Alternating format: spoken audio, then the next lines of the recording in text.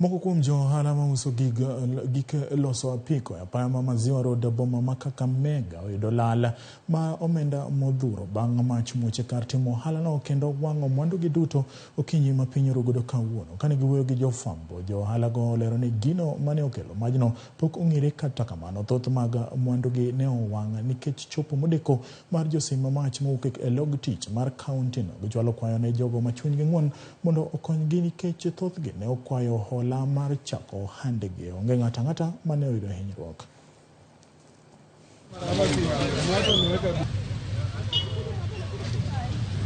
Tunajua kuna special program, kuna pesa ya emergency, hata kuna pesa ya microfinance ya kusaidia wafanya biashara, ya kwamba consider hawa wenzetu ambao wamepatwa na hili janga at least waanze kufanya kurudi katika biashara. Juzi Sunday nimeleta stock of almost 85,000.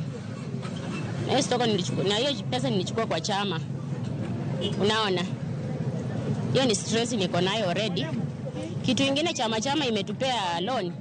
Ndalipa na nini? Moto imeanza mwendo wa saa 8 ya usiku. Tumekuwa hapa, lakini tunashukuru serikali ya County Government of Kakamega kwa sababu mazima moto leo wamekuja haraka sana, ndio wakaweza kuokoa hali. Sababu kama wangechelewa kidogo, hii area ingechomeka, area kubwa sana.